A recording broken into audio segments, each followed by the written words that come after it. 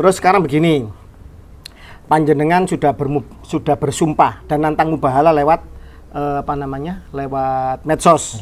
Secara publis sudah terang-terangan dan panjenengan sudah siap dengan segala macam risiko dan balak azab yang jenengan minta sendiri seandainya jenengan dianggap berbohong. Tetapi ini kan banyak orang yang masih berani menggoreng. Jenengan tahu, nanti jenengan sebutkan nama-namanya yang jenengan catat siapa. Terus bagaimana untuk menghadapi mereka? Apakah perlu nggak ditantang balik kepada mereka mubahalah? Mubahalah artinya kan harus berhadapan dalam salah satu dalam satu kaidahnya kan begitu. Oke. Kalau jenengan kan sumpah dan menantang mubahalah secara pembuktian bahwa mimpi saya benar.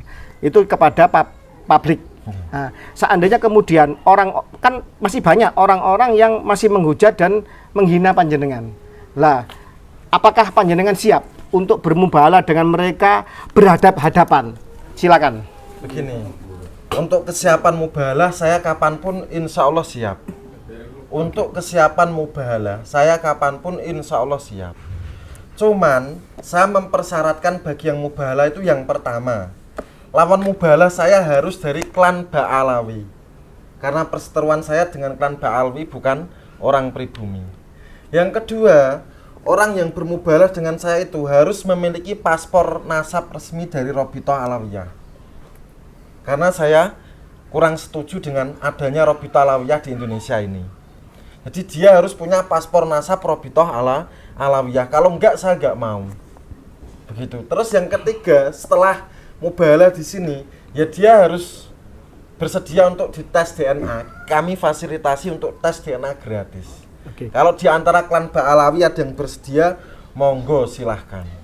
Oke, baik. Jadi perlu ditegaskan, beliau siap bermubahalah, berhadap-hadapan, ya, dengan sumpah apapun, risiko apapun, khusus untuk kaum Ba'alawi atau para habaib imigran Yaman ini. Karena apa? Karena kan yang punya nasab mereka. Itu yang pertama. Bukan pribumi. Yang kedua, harus dibuktikan bahwa dia Ba'alawi beneran dengan membawa buku paspor nasab. Saya meyakini buku paspor nasab saya benar. Datuk-datuk saya benar keturunan Nabi dan saya meyakininya, saya siap mubahalah, kan begitu. Nah, oke. Terus kemudian setelah beliau berani bermubahalah, dikasih hadiah, dikasih fasilitas untuk dites DNA gratis. Monggo siapa saja, berlaku kepada kaum Ba'alawi, habaib siapa saja untuk ketemu dengan beliau untuk menantang mubahalah secara langsung, tidak melalui medsos atau melalui ruang publik dunia maya seperti ini, tapi langsung berhadapan di dunia nyata. Siap nggak? Siap. Oke. Gus, bagaimana Gus? Gus keren. Siap. Itu, keren. Sudah, sebentar saya tanya. Oke. Saya kemarin kan mubahalah kalau saya bohong, mereka daya, mereka yasa atau ngaku-ngaku saya mati dalam 10 hari. Berarti kalau saya nggak mati 10 hari berarti benar apa enggak? Jadi kalau soal mungkin perlu jadi jenengan sudah terbukti mungkin beberapa teman itu juga dalam tanda petik itu keberatan dengan istilah mubahalah gitu, karena mubahalah kan harus dua belah pihak.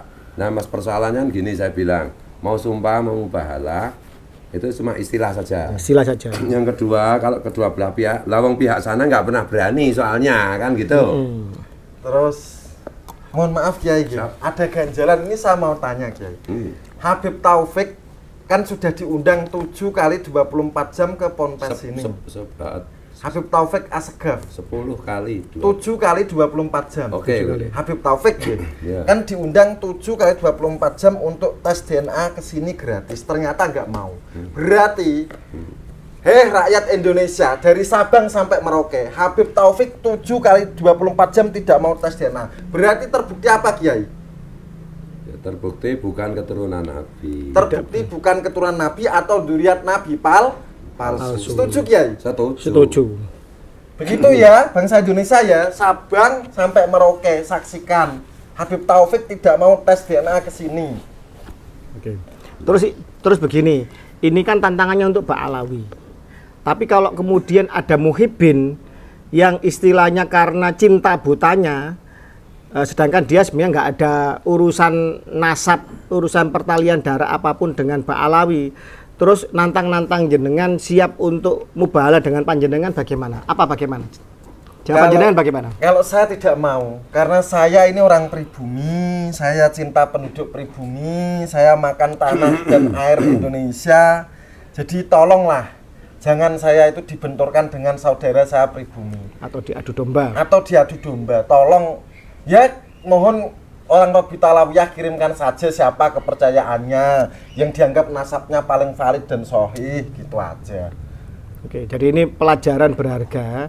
Jangan mau diadu domba sesama pribumi, siapapun Anda, karena masih keluarga dan bangsa sendiri. Guru saya tidak mengizinkan saya mubahalah dengan warga pribumi.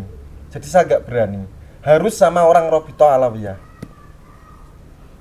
Tapi kalau ada orang pribumi datang kepada panjenengan, terus dia menyatakan meyakini nasab Mbak Alawi asli dan dia siap bersumpah yang sama seperti 10 hari yang lalu, bagaimana? Saya jawab, ya Allah beri mereka sadar dan hidayah. Oke, itu saja. Oke. Jadi ini sumpah mubahalah ini hanya berlaku untuk Mbak Alawi karena merekalah nasab yang sedang disoroti dan dipermasalahkan. Nah, gitu. sebentar saya tambahi G. Jadi maksud mubahalah saya dengan alam itu begini. Kan orang bingung kan, kok mubahalah kok satu orang, mubahalah kok dengan alam. Itu banyak ulama atau kiai yang mengkritik atau habaib yang mengkritik. Itu begini maksudnya, mubahalah dengan alam itu kalau saya jujur, jadi saya hidup lebih dari 10 hari dan ini alhamdulillah saya masih hidup. Tapi kalau saya berbohong, saya mati kurang dari 10 hari.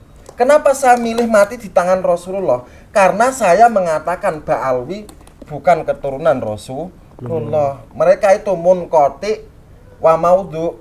Munqati artinya terputus, tidak ada kaitan sama sekali dengan Rasulullah. Maudhu artinya dipalsukan nasabnya. Kalau memang Mbak Alwi itu keturunan Rasulullah, pasti Rasulullah yang pertama kali marah. Leres napa mboten, Gus? Betul. Nyatanya Rasulullah nggak apa-apa, saya malah dapat isyarat ibu saya bahagia di alam sana. Baik. Itulah rahasianya kenapa saya minta dibunuh Rasulullah. Karena kalau Mbak Alwi benar keturunan Rasulullah, Rasulullah sendiri yang pertama kali marah. Dan Anda tidak wajib percaya kepada mubahalah saya. Anda tidak wajib percaya kepada mimpi saya. Tinggal lihat alam nanti memproses. Dulu Kiai, mohon maaf Kiai, dulu ketika Sunan Bonang, Sunan Kudus, dulu ketika Sunan Kudus dengan Kiai Ageng Kedu itu adu kesaktian dan Kiai Ageng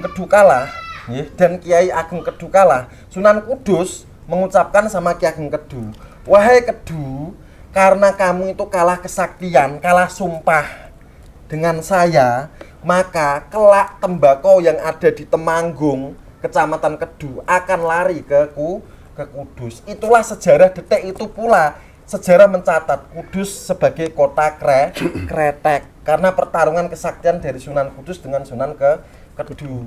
Nah, nanti mubahalah saya akan memakan banyak korban yang mendustakan, yang memframing jahat, yang mengingkari dan lain-lain. Ditanggung sendiri-sendiri ya. Saya masih hidup sampai 10 hari.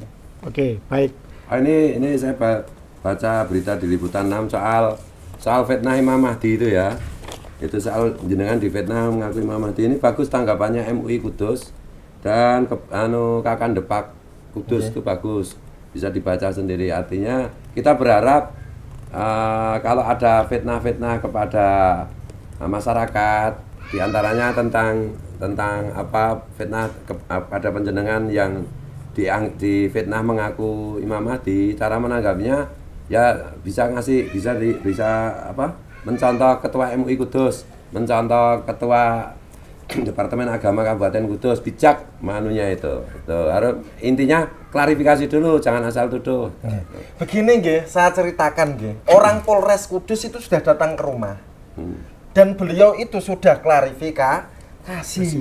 Kita apresiasi untuk Polres Kudus. Ya. Terima kasih sudah datang ke rumah mendahului klarifikasi.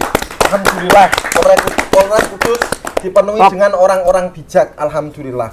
Jadi akhirnya Polres Kudus itu tahu bahwa saya difitnah, diframing, kemudian berita hoak itu tersebar kemana-mana. Dan bagi yang menyebarkan, tunggu somasi dari pengacara saya. atau laporan langsung, nggak usah somasi lah. Nggih, bisa langsung dilaporkan. Laporkan aja, ruang publik kok itu. Iya, iya. ITE. Ya.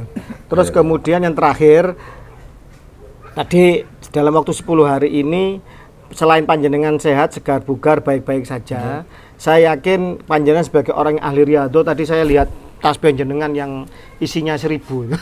Panjang sekali. Fotonya segini-segini. Itu. Saya yakin ada pesan-pesan untuk bangsa Indonesia dan berbagai pihak. Saya tadi mencatat poin-poin, ini saya berikan kepada panjenengan. Oke.